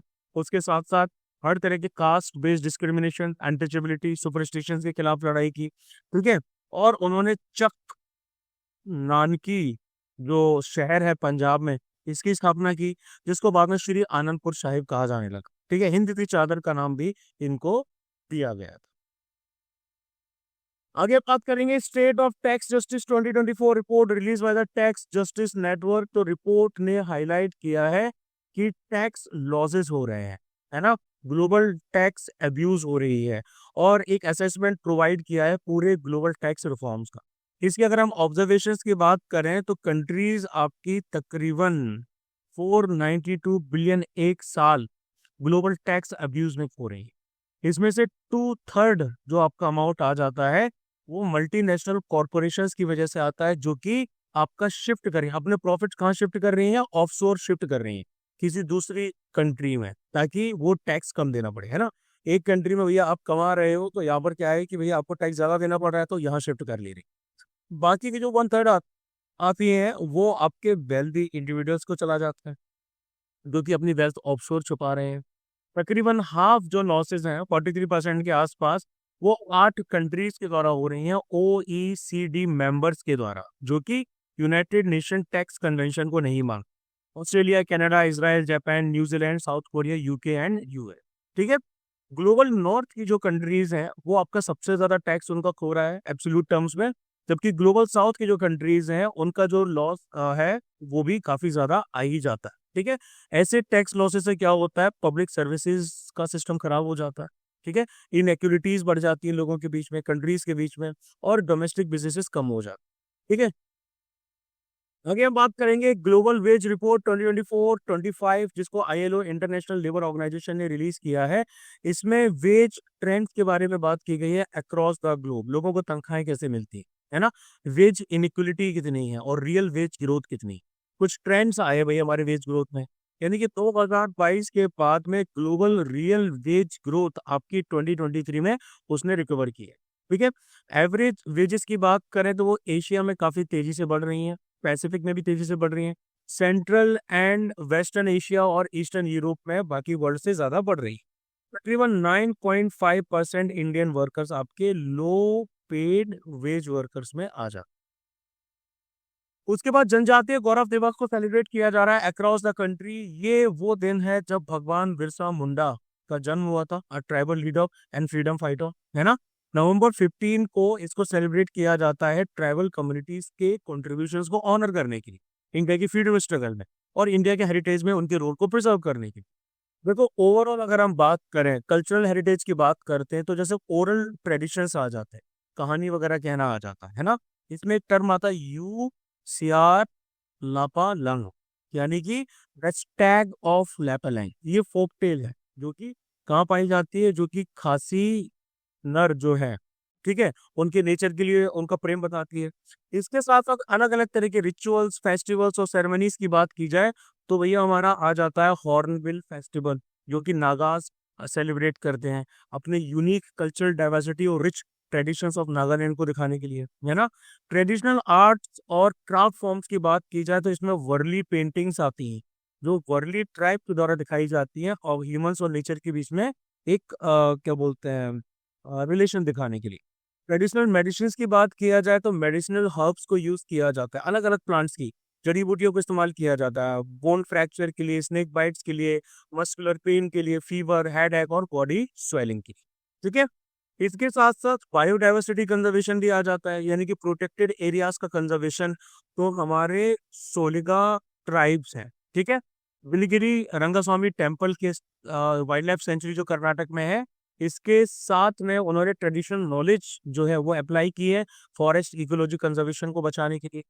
ठीक है, सेक्रेड नेचुरल स्पेसिस की बात करें तो प्लांट्स को उनके नेचुरल हैबिटेट्स में ट्राइबल्स के द्वारा कंजर्व किया जाता है, क्योंकि इनके अंदर पहली बात तो काफी ज्यादा मैजिकल प्रॉपर्टीज होती है, दूसरा इनका रिलीजियस सिग्निफिकेंस भी होता है ना। ये गॉड्स और जो लोकल देवी देवताएं होते हैं उनके हैबिटेट्स के तौर पे वर्क करते हैं, जैसे कि हमारा एक आ जाता है मा फ्लांग सैक्रेड फॉरेस्ट, ठीक है, जो कि आपका खासी हिल्स में तकरीबन 800 सालों से पूजा जाता है अपनी डीटी लबासा के। ठीक है, वाइल्ड लाइफ प्रोटेक्शन प्रैक्टिसेस आ जाती है। विश्नोई समाज के बारे में तो आप सब अच्छे से जानते ही होंगे, जो कि एनिमल्स को बचाते हैं, काला हिरन, चिंकारा वगैरह वगैरह। ठीक है, आगे बात करेंगे। Australia passes world first law banning under 16 from social media. नए लॉ के हिसाब से टिकटॉक, मेटा और बाकी के प्लेटफॉर्म्स वो 16 साल से कम के बच्चों को अकाउंट्स अवेलेबल नहीं कराएंगे, सोशल रिस्पॉन्सिबिलिटी इंश्योर करेंगे ताकि बच्चों को सोशल मीडिया एडिक्शन से बचाया जा सके। फिर बात करेंगे ministry of mines launches first ever trench of auction of mineral blocks in offshore areas. ये एक मेजर स्टेप है इंडिया के एक्सटेंसिव एफर्ट्स जो किए जा रहे हैं ऑफशोर मिनरल रिजर्व्स को खोजने के लिए। ऑफशोर तो ऑफशोर ऑफशोर पता है ना, कि देखो ये भैया हमारा सी है, ये लैंड है, यहाँ पे जो माइनिंग की जा रही है वो आपकी ऑनशोर हो जाती है ना, और ये जो यहाँ की जा रही है इसको कहा जाता है ऑफशोर, इस तरीके। ठीक है, तो ये सब किया जा रहा है इंडिया के एक्सक्लूसिव इकोनॉमिक जोन्स के अंदर। अब इस मिनरल ऑक्साइड की बात करें तो मिनरल ब्लॉक्स, इसमें 13 मिनरल ब्लॉक्स आ जाते हैं जो अरेबियन सी और अंडमान सी में फैले हुए। टाइप्स ऑफ मिनरल्स की बात करें तो इसमें आपका क्या बोलते हैं और करस्पॉन्डिंग रीजन्स की बात करें तो इसमें हमारा क्या बोलते हैं केरल है, अरेबियन सी है, यहाँ पर आपका कंस्ट्रक्शन सैंड जो है वो देखा जाएगा। ठीक है, कंस्ट्रक्शन सैंड आपका केरल और अरेबियन सी में। इसके साथ साथ लाइम मड जो आता है, ठीक है, ये आपका ढूंढा जा रहा है या फिर निकाला जाएगा गुजरात और अरेबियन सी में। फिर हमारे कुछ पॉली मेटेलिक नोड्यूल्स आ जाते हैं, क्रस्ट वगैरह आ जाता है ग्रेट निकोबार आइलैंड्स और अंडमान सी की तरह। ठीक है, आगे बात करेंगे डिजिटल भारत निधि के बारे में। Minister of state for communications ने डिजिटल भारत निधि के बारे में कुछ इन्फॉर्मेशन प्रोवाइड कराई है राज्यसभा में। इससे पहले इसको यूनिवर्सल सर्विस ऑब्लिगेशन फंड के नाम से जाना जाता था। इंडियन टेलीग्राफ अमेंडमेंट 2003 के अंडर में इसको एस्टेब्लिश किया गया था इंडिया की कमिटमेंट को दिखाने के लिए कि भैया हम यूनिवर्सल सर्विस ऑब्लिगेशन को फॉलो कर रहे हैं। इसके मैंडेट में आ जाता है यूनिवर्सल सर्विस को सपोर्ट करना है एक्सेस और डिलीवरी टेलीकम्युनिकेशन सेक्टर्स की अंडर सर्व्ड और रूरल, रिमोट और अर्बन एरियाज में पहुंचानी। ठीक है, ये आपका एक अटैच्ड ऑफिस आता है डिपार्टमेंट ऑफ टेलीकम्युनिकेशन जो कि मिनिस्ट्री ऑफ कम्युनिकेशंस के अंडर में है ना, और एडमिनिस्ट्रेटर के द्वारा इसको हेड किया जाएगा जिसको सेंट्रल गवर्नमेंट अपॉइंट करे। फिर सुप्रीम कोर्ट ने जजमेंट दिया है रिलीजियस कन्वर्जन पे। एपेक्स कोर्ट ने ये बोला है कि रिलीजियस कन्वर्शन के सिर्फ रिजर्वेशन बेनिफिट्स लेने के लिए किए जा रहे हैं विदाउट एनी जेन्युइन बिलीफ, वो आपका कॉन्स्टिट्यूशन में एक फ्रॉड है। ठीक है, वो कॉन्स्टिट्यूशन के लिए एक फ्रॉड रहे। केस का नाम है सी सेल्वा रानी से स्पेशल सेक्रेटरी। इसमें बोला गया हर सिटीजन को right to practice and profess a religion of their choice है, जैसा कि आर्टिकल 25 में बताया गया है। फर्दर ये बोला है कि अगर कन्वर्शन का पर्पस सिर्फ रिजर्वेशन बेनिफिट्स लेना है तो वो एक्चुअल बिलीफ नहीं है दूसरे रिलीजन, ऐसा कन्वर्शन परमिट नहीं किया जा सकता है ना।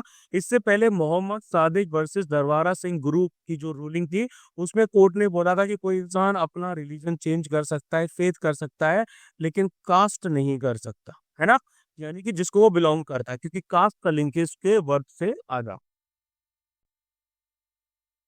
फिर हम बात करेंगे एकलव्य प्लेटफॉर्म की। इंडियन आर्मी जो है, इन्होंने Eklavya online digital platforms for officers को लॉन्च किया।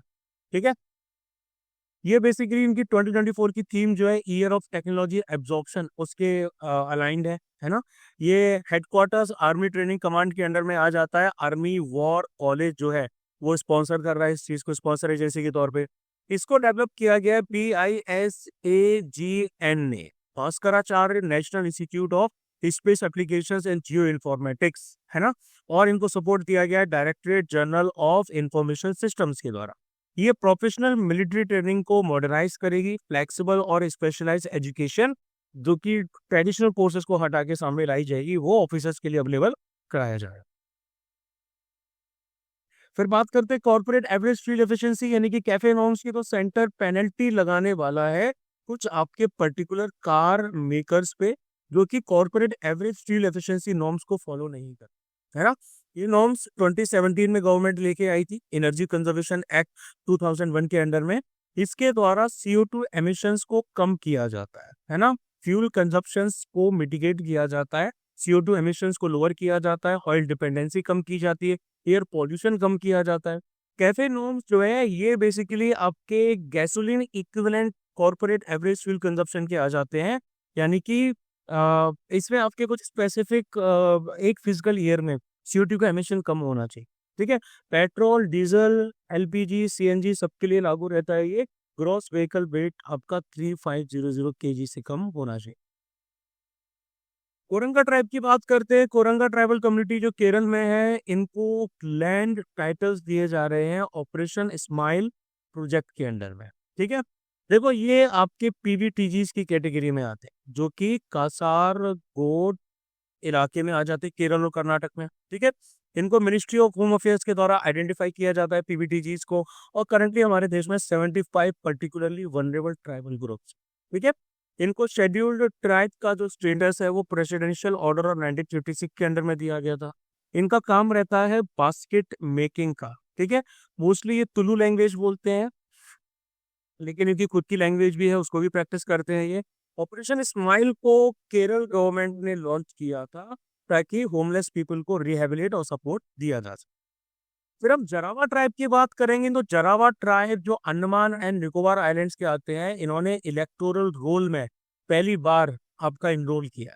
जरावा ट्राइब जो है इनकी पॉपुलेशन 341 आ जाती है। ठीक है, इसके साथ साथ ये साउथ और मिडिल अंडमान के वेस्टर्न कोस्ट पर पाए जाते हैं। ट्रेडिशनल लाइफ जीते हैं हंटिंग की और गैदरिंग की। और ये ओरिजिनल इनहेबिटेंट्स में से एक आते हैं अंडमान एंड निकोबार आइलैंड्स के, ग्रेट अंडमानीज, ओंगे, सेंटिनलीज और सुम्पेन ट्राइब के आदि। फिर बात करेंगे K4 nuclear capable ballistic missile की। इंडिया ने successfully K4 nuclear capable ballistic missile का टेस्ट कर लिया है न्यूक्लियर सबमरीन INS अरिहंत से। ये nuclear capable submarine launched ballistic missile है, SLBM है। अंडर वाटर प्लेटफॉर्म्स के लिए इसको डिजाइन किया गया है और इसको डेवलप किया गया है DRDO के द्वारा। रेंज है 3500 किलोमीटर। इंडिया अब एक ऐसे छोटे से ग्रुप ऑफ नेशंस का पार्ट बन चुका है जिनके पास न्यूक्लियर ट्रायड कैपेबिलिटी है। न्यूक्लियर ट्रायड क्या होता है? Ability to launch nuclear strikes from land, air and navy यानी कि सी। ठीक है, INS अरिगात जो है ये second ship submersible ballistic nuclear SSBN submarine है और पहली है वो आपकी INS अरिहंत। उसके बाद हम बात करते हैं ज्योतिराव फुले के बारे में। ठीक है, 28 नवंबर उनकी डेथ एनिवर्सरी थी। इनका जन्म सतारा महाराष्ट्र में हुआ। अपनी वाइफ सावित्रीबाई फुले के साथ उन्होंने सोशल रिफॉर्मर के तौर पे एक्ट किया। सोशल एविल्स लाइक अनटचेबिलिटी को के साथ लड़ाई की, वुमेन एजुकेशन को प्रमोट किया। इसके साथ साथ इन्होंने पहला स्कूल जो मॉडर्न टाइम्स में है 1848 में पुणे में गर्ल्स के लिए स्पेसिफिकली खोला। ठीक है, नात्या साहेब भिड़े के रेसिडेंट। सत्यशोधक समाज की स्थापना की 1873 में कास्ट इक्वलिटी को प्रोपोगेट करने के लिए। और गुलामगिरी, स्लेवरी और सार्वजनिक सत्य धर्म नाम की किताबें भी लिखी। फिर हम बात करते हैं world food programme WFP release global outlook for 2025 report. इसके द्वारा ग्लोबल फूड सिक्योरिटी के ऊपर अपडेट्स दी गई हैं, है ना। सॉल्यूशंस जो WFP आपका ऑफर कर सकता है क्राइसिस को टैकल करने के लिए, उनको उनके बारे में बताया है। हम देखो ग्लोबल हंगर क्राइसिस की बात की जाए, ठीक है, 343 मिलियन लोग जो 74 कंट्रीज में फैले हुए हैं वो एक्यूरेटली फूड इनसिक्योर है। ठीक है, 1.9 मिलियन लोग आपके भूखे की कगार पर हैं, ब्रिंक ऑफ हंगर पर। बहुत सारे फैक्टर्स आ जाते हैं। आर्म्ड वायलेंस एक फैक्टर आ जाता है ना। आपके 16 में से 14 आपके जो हंगर हॉटस्पॉट्स हैं लाइक सूडान, गाजा वगैरह वगैरह, वहां पर आर्म्ड वायलेंस की वजह से लोग भूखे हैं। बाकी फैक्टर्स में फूड इन्फ्लेशन यानी कि महंगाई, एक्सट्रीम वेदर इवेंट्स, फसल खराब हो जाती है, ये सब है। 65% एक्यूटली फूड इनसिक्योर जो लोग हैं वो फ्रेजाइल या कंफ्लिक्ट अफेक्टेड सिचुएशंस में रह रहे हैं। फंडिंग की रिक्वायरमेंट है। WFP जो है इनको तकरीबन 16.9 बिलियन की फंडिंग चाहिए ताकि critical assistance 123 million of most vulnerable लोगों को फूड इनसिक्योरिटी से वो डील करा सके। ठीक है, इंडिया आपका तकरीबन क्वार्टर यानी 25% इंडिया के जो लोग हैं अंडर नरिश्ड की कैटेगरी में आते हैं। ठीक है, और 21.25% हमारी जो है वो 1.90 यूएस डॉलर से कम में भी सरवाइव करती है। 38% 6 से 59 मंथ्स के वो क्रोनिक मेलन्यूट्रिशन यानी कि कुपोषण का शिकार। ठीक है, WFP की बात करें तो इनका हेडक्वार्टर आ जाता है रोम में। लार्जेस्ट ह्यूमैनिटेरियन एजेंसी है जो कि इमरजेंसी में लोगों की जानें बचाती है, असिस्टेंस का यूज करती है कम्युनिटीज को हेल्प करने के लिए ताकि वो सेल्फ सफिशिएंट बने, रेजिलेंट रहे शॉक्स के। ठीक है, 1961 में इसको यूनाइटेड नेशन जनरल असेंबली ने एस्टेब्लिश किया था and food and agriculture organisation FAO। ठीक है, and United Nation general assembly, इसकी प्रेजेंस 120 कंट्रीज में आ जाती है। वॉलेंट्री डोनेशंस दिए जाते हैं गवर्नमेंट्स, कॉर्पोरेट्स और प्राइवेट डोनर्स के द्वारा। इनको नोबेल प्राइज भी दिया गया था 2020। अब हम आगे बात करेंगे, international atomic energy agency IAEA ने हाईलाइट किया है the role of nuclear techniques. तो देखो भाई, इसके मैं रोल के बारे में बात कर लूँ। मेडिकल की बात की जाए तो इसको डायग्नोसिस में इस्तेमाल किया जाता है, किसी भी बीमारी के बारे में जानने के लिए। थेरेपी में इस्तेमाल किया जाता है। ठीक है, एक्सरे बेस्ड डायग्नोस्टिक टूल आपका टाइमली डिटेक्शन के लिए, ट्रीटमेंट ऑफ ब्रेस्ट ट्यूमर्स जो रहते हैं उनके लिए जरूरी रहता है। रेडियो एक्टिव आयोडीन I131, इससे आपका थायराइड जो कैंसर होता है उसको ठीक किया जाता है। थायराइड ग्लैंड से रिलेटेड जो बीमारी होती है उसको ठीक किया जाता है। एनर्जी की बात अगर की जाए तो न्यूक्लियर एनर्जी वर्ल्ड की 10% इलेक्ट्रिसिटी को प्रोड्यूस करती है IEA के हिसाब से। ठीक है, एग्रीकल्चर की बात अगर हम कर रहे हैं तो यहाँ पर इसकी क्या एप्लीकेशन है, fallout radio nuclide FR and technique जो कि सॉइल रेडियो न्यूक्लाइड कंसंट्रेशंस को एनालाइज करती है ताकि इरोजन पैटर्न्स आपके देखे जा सके। ठीक है, उस पर RIA आ जाता है, रेडियो इम्यूनो एसे टेक्नोलॉजी जो कि हार्मोन लेवल्स को देखती है एनिमल्स में। ठीक है, जो कि उनके आर्टिफिशियल इंसेमिनेशन के लिए जरूरी होता है। उसके साथ साथ एनवायरनमेंट की बात अगर हम कर रहे हैं तो यहाँ पर आपका एक प्रोसेस होता है, इसको कहा जाता है आइसोटॉप हाइड्रोलॉजी। इससे स्टेबल और रेडियो एक्टिव आइसोटोप्स को यूज मतलब देखा जाता है, एनालाइज किया जाता है ताकि हाइड्रोलॉजिकल साइकिल में वाटर की मूवमेंट देखी जा सके। आइसोटोपिक टेक्निक जो रहती है उससे एक्सट्रीम वेदर इवेंट्स भी देखे जाते हैं।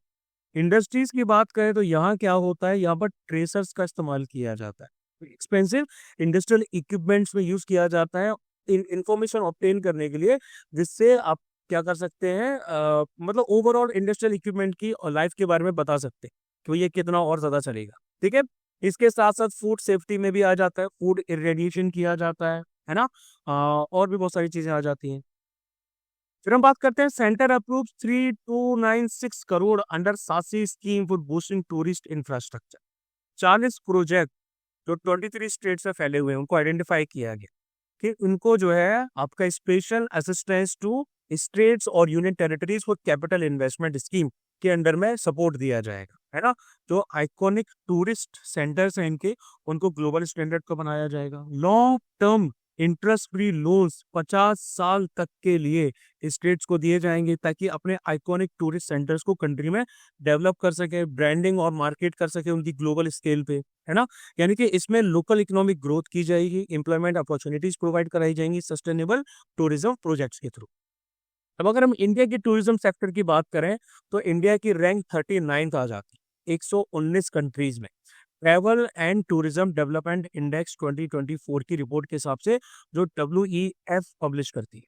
इंडिया में 9.52 मिलियन फॉरेन टूरिस्ट अराइवल हुए थे 2023 में, यानी कि 47.9% इंक्रीज हुआ था 2022 के कंपैरिजन में। जीडीपी में 5% इंडिया का जो ग्रॉस डोमेस्टिक प्रोडक्ट है, उसमें भैया आपका 5% 2022-2023 में टूरिज्म का कंट्रीब्यूशन था। एम्प्लॉयमेंट की बात करें तो 76.17 मिलियन डायरेक्ट और इनडायरेक्ट जॉब्स टूरिज्म की वजह से क्रिएट है। फॉरेन एक्सचेंज अर्निंग्स की बात करें तो इंडिया ने 2.3 लाख करोड़, सॉरी, है ना, ये आपके 2023 में टूरिज्म से कमाए। और 2028 तक इंडिया की टूरिज्म और हॉस्पिटैलिटी जो इंडस्ट्री है, ये आपकी तकरीबन 59 बिलियन डॉलर तक का जो है वो अमाउंट जो है रेवेन्यू जनरेट करे।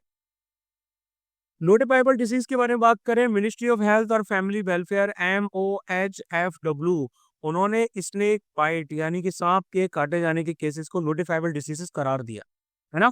इससे पहले मिनिस्ट्री ने national action plan for prevention and control of snake biting and worming, इसको नेप्स कहा जाता है, ये लॉन्च किया था इन्होंने, ताकि स्नेक बाइट रिलेटेड डेथ्स को, डिसेबिलिटीज को 2030 तक कम से कम किया जा सके। अब भैया ये नोटिफाइबल डिसीज क्या होती है? ये कोई भी एक ऐसी डिसीज होती है जिसको लॉ के द्वारा गवर्नमेंट अथॉरिटीज को रिपोर्ट किया जाता है ना। यानी कि किसी भी डिसीज जो रिस्पॉन्सिबिलिटी होती है कि किसी डिसीज को नोटिफाइड किया जाना है, इम्प्लीमेंट किया जाना है, ये आपकी स्टेट गवर्नमेंट के ऊपर होती है। ठीक है, यानी कि ये जो इन्फॉर्मेशन मिलती है, इससे अथॉरिटी उस डिसीज को मॉनिटर करते हैं, अर्ली वार्निंग ऐसे पॉसिबल आउटब्रेक्स के लिए बताते हैं लोगों को। इसमें आपकी पर्टिकुलरली ये सारी की सारी डिसीज आ जाती है, ये सारी की सारी कैटेगरी आपकी नोटिफाइबल डिसीज में आ जाती है। WHO के इंटरनेशनल हेल्थ रेगुलेशंस रिक्वायर करते हैं कि भैया ऐसे डिसीज को WHO को भी आपको रिपोर्ट किया जाना चाहिए। फिर हम बात करते हैं United Nations peace building commission के बारे में। तो इंडिया को री इलेक्ट कर दिया गया United Nations peace building commission के लिए 2025 से लेकर 2026 की।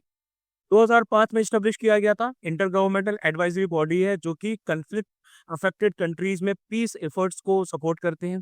31 मेंबर स्टेट्स हैं जो कि जनरल असेंबली, सिक्योरिटी काउंसिल और इकोनॉमिक एंड सोशल काउंसिल से इलेक्ट किए जाते हैं। ठीक है, टॉप फाइनेंशियल कंट्रीब्यूटिंग कंट्रीज और ट्रूप कंट्रीब्यूटिंग कंट्रीज आपकी यूनाइटेड नेशंस सिस्टम्स की ये भी मेंबर्स होती हैं।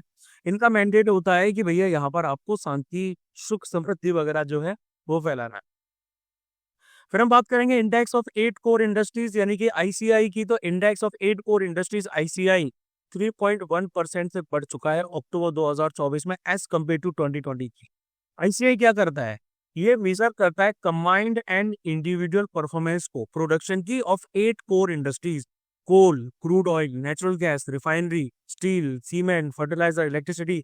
ये किसी भी देश के लिए कोर का काम करते हैं, यानी कि किसी भी देश की सस्टेनेंस के लिए ये सबसे ज्यादा जरूरी है। ठीक है, ये सारी की सारी मिलके 40.27% वेट लेती हैं आइटम्स का, जो कि आपके इंडेक्स ऑफ इंडस्ट्रियल प्रोडक्शन में जुड़ी रहती है। ठीक है, office of economic adviser, department for promotion of industry and internal trade DPIIT जो है, ये रिस्पॉन्सिबल होते हैं for compiling and releasing monthly IC। फिर हम बात करेंगे कैस्काइस डिक्लेरेशन के बारे में। 10th global forum of United Nations alliance of civilisation, है ना, इन्होंने कैस्काइस डिक्लेरेशन को पोर्टुगल में अडॉप्ट किया। UNAOC की बात करें तो 2005 में इनको स्टेब्लिश किया गया था, soft power political tool of the United Nations secretary general, ताकि कन्फ्लिक्ट प्रिवेंशन और कन्फ्लिक्ट रिजोल्यूशन किया जा सके। यानी कि इसमें आर्टिफिशियल इंटेलिजेंस की पोटेंशियल को रिकॉग्नाइज किया गया एक टूल के तौर पे इंटरकल्चरल और इंटर रिलीजियस डायलॉग्स के लिए। इसमें मिस इन्फॉर्मेशन के साथ में कैसे डील करना है, हेट स्पीच के साथ कैसे डील करना है, ये सब चीजें आ जाती है। फिर हम आते हैं places of worship special provision act 1991। Recently places of worship special provisions act 1991 news में था। क्यों? क्योंकि सर्टेन धार्मिक जगहों की या मजहबी जगहों की आपकी अपील की गई है कि भैया इनका सर्वे किया जाए।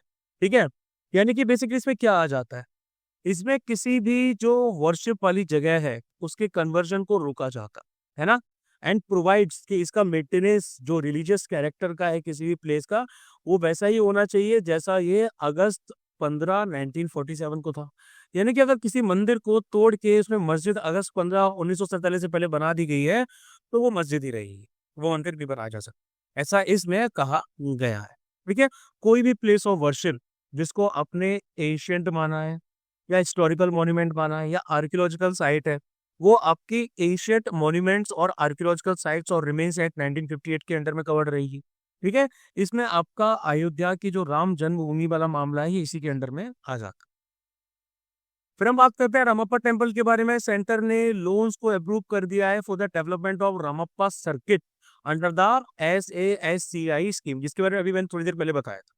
इसको ककतिया रुद्रेश्वर टेम्पल के नाम से भी जाना जाता है। ठीक है। ये तेलंगाना में लोकेटेड है और उसके साथ साथ यूनेस्को वर्ल्ड हेरिटेज साइट भी है। इसमें एक मेन शिव टेम्पल है, वर्ल्ड कॉम्प्लेक्स है, जो ककतिया पीरियड के बना दौर में बनाया गया था 1123 से लेके 1323 सी तक, under the rulers Rudradeva and Recharla Rudra. ठीक है।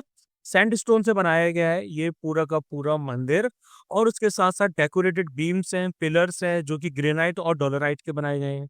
डिस्टिंक्टिव पिरामिडल विमान स्ट्रक्चर इसका देखने को मिल जाता है। ठीक है।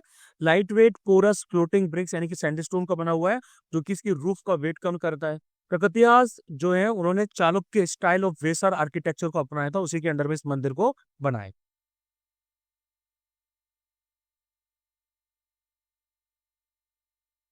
अब देखो बात करते हैं रूल 267 की। राज्यसभा चेयरमैन जो है उन्होंने कंसर्न्स रेज किए हैं रूल 267 के फ्रीक्वेंट यूज को लेके। ठीक है। Rule 267 rules of procedure and conduct of business in the council of state Rajya Sabha के अंडर में आ जाता है। ये अलाउ करता है कि सस्पेंशन किया जाना चाहिए रूल्स का। ठीक है। On the day's agenda to debate an urgent matter with the chairman approval. ठीक है। कि भैया आप जो है आप पर्टिकुलर डेज के एजेंडा के रूल्स को सस्पेंड कीजिए और अर्जेंट मैटर पे चेयरमैन के अप्रूवल के साथ में आप तुरंत बातचीत कीजिए। इस रूल में राज्यसभा के जो एमपीज हैं वो रिटन नोटिस दे सकते हैं कि सारे लिस्टेड बिजनेस को आप सस्पेंड कीजिए आज के लिए, और एक इम्पोर्टेंस चीज जो हमारी कंट्री फेस कर रही है उसको साथ डील किया जाना चाहिए, तो इसका मिसयूज किया जा रहा है। उसके बाद बात करेंगे बोस्निया और हरगोविना के बारे में, कैपिटल जिनकी सराजेवो आ जाता है। ठीक है। देखो भाई, इंडिया बोस्निया और हरगोविना जो है इन्होंने पोर्ट फॉरेन ऑफिस कंसल्टेशन सराजेवो में किया है।